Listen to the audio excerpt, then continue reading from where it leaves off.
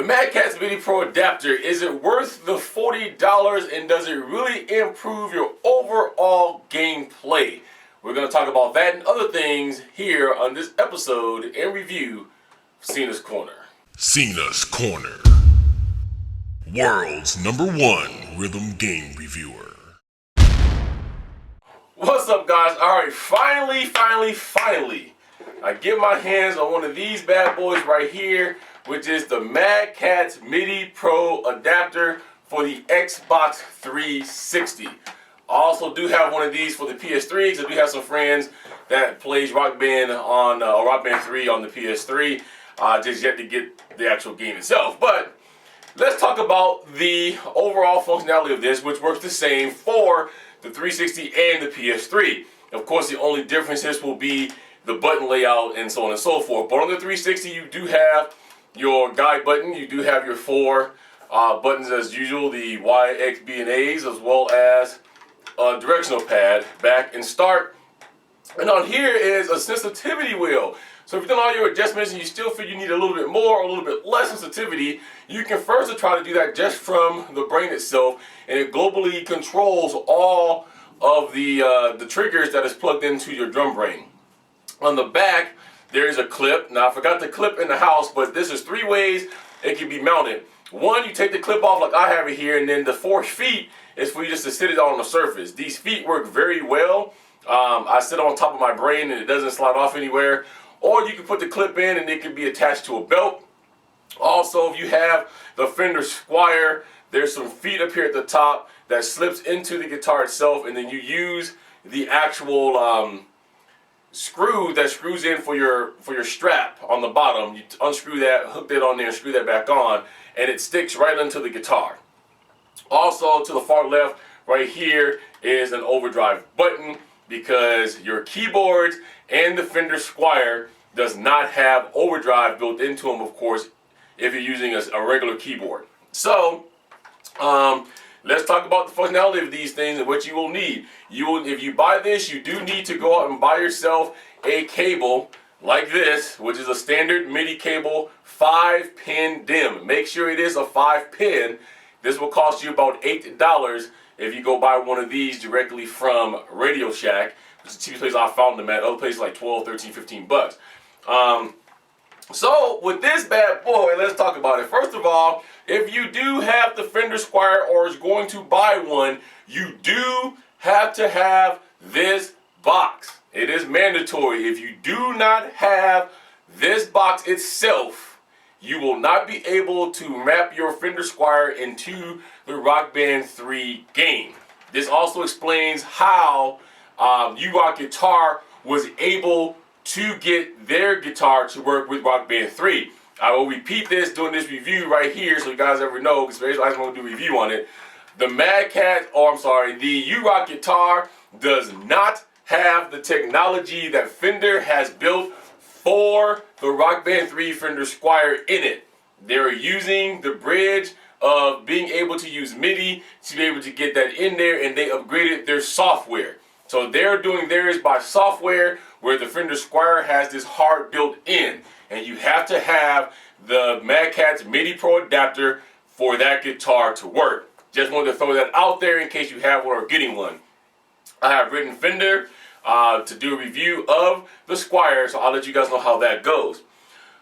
Also, since we're talking about this, the Fender Squier also does not have, as I stated, you cannot tilt the guitar up to get overdrive, so you have to have that to be able to use the overdrive button on that to activate it on the guitar. Alright, so the MadCatz Midi Pro Adapter, as you may know, allows you to plug in the Fender Squier or any other guitar that has a MIDI port base. It also allows you to MIDI in your keyboards and also MIDI in any electronic drum kit that you may own. Now, as far as the drums go, in case you guys are wondering on what modules this may work for, they work for all of the popular models out there. Elise's, the Yamaha DTX, as well as the Roland.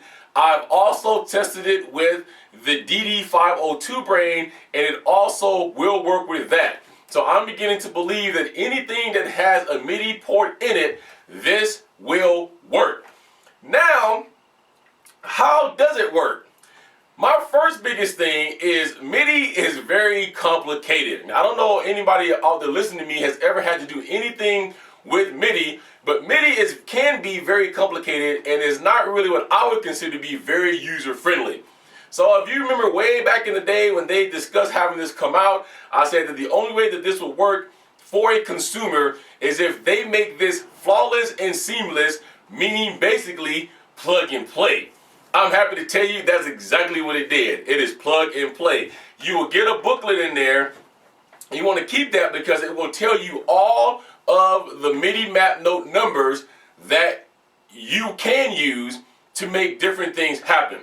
Let me tell you why this is important.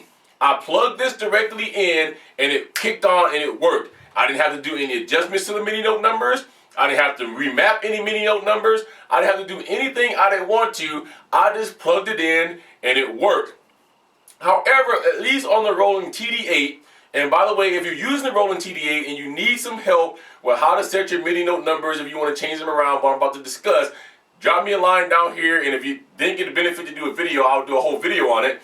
But basically, when you plug it in, at least on the Roland TD8, you have a crash 1, you have a crash 2, and you have a ride.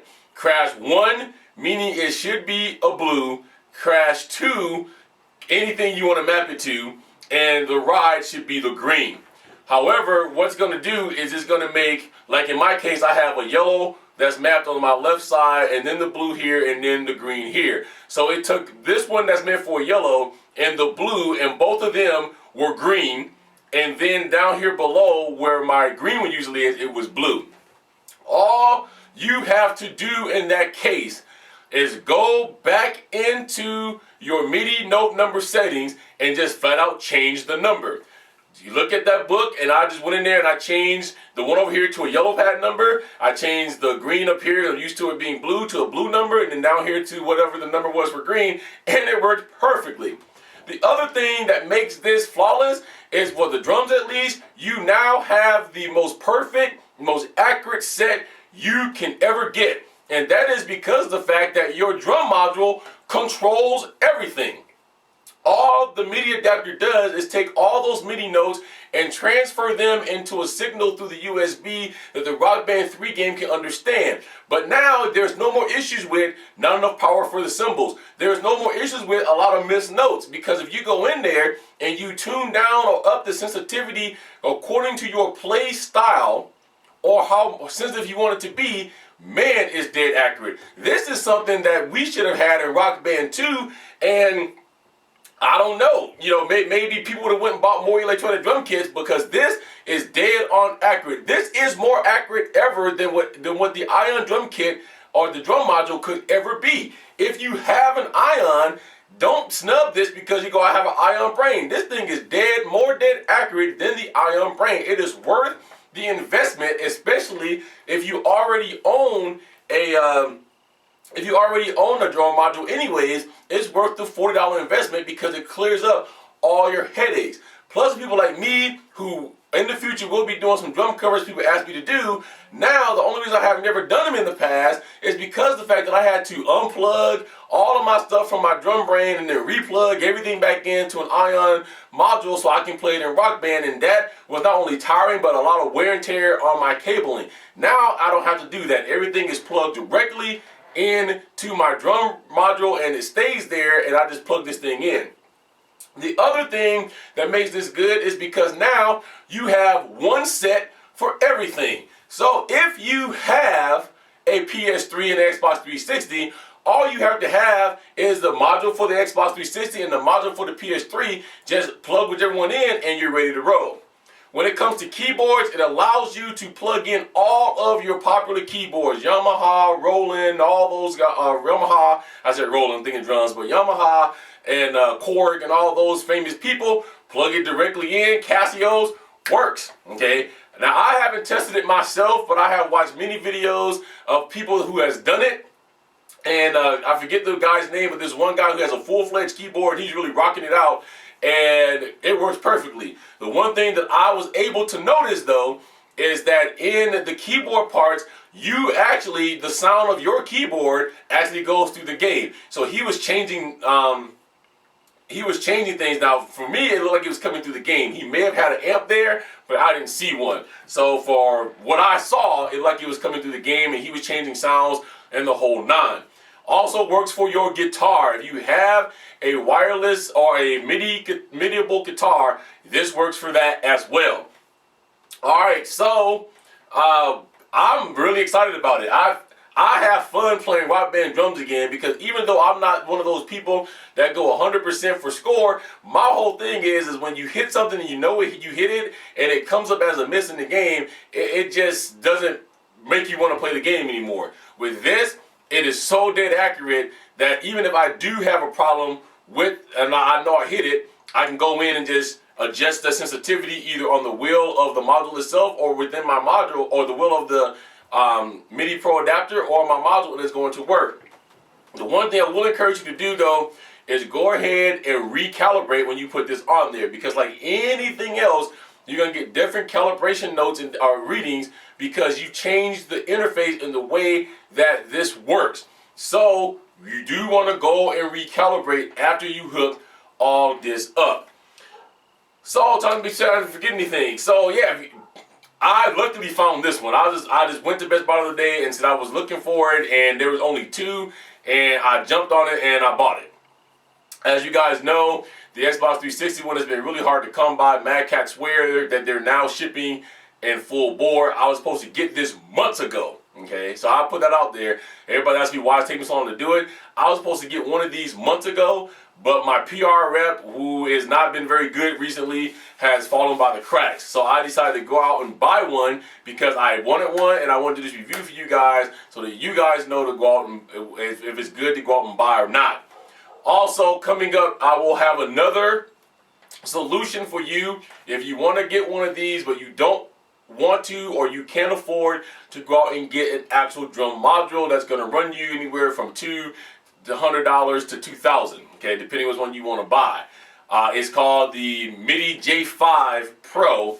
Right now, I had to send mine back because there's an issue. He's going to take care of that, send it back to me, and as soon as that comes back, I will be doing that review. I didn't do any play footage on this because of the fact that really play footage wasn't going to help you guys any, because you actually need to buy it to experience it. I'm just telling you that it works. Because basically, no matter what I'm using, I'm going to get the same comments I always get. Well, why are you going to do a play footage video? It don't really show anything. So I'm just giving you that it works. TD8, Roland TD8 is the module that I use. It plugged in and worked flawlessly. Again, if you are a Roland TD8 user and you're having some issues, drop me a line, and if you feel that it would be beneficial for me to make a video on that, on how to make the adjustments, let me know that and I will do that as well. Again, to Harmonix and MadCatz, this is an excellent product. But I think the MadCatz is, make sure you get more of these for 360 out there. And the Harmonix, dude, man, you guys held out on this, because this should have been what we got in the beginning. I know you guys, it was the first game, but if we would have had this in the beginning, man, whoo, this would have been the bomb. All right, so that's it for the MadCatz Midi Pro Adapter review. I hope you found this helpful. You can reach me at CenaCenasCorner.com. You know my website, CenasCorner.com, and you can reach me on Twitter at Cena5401. So that's it, guys. So until next time, I say peace, love, keep rocking out, and we're going to catch you guys on the next review.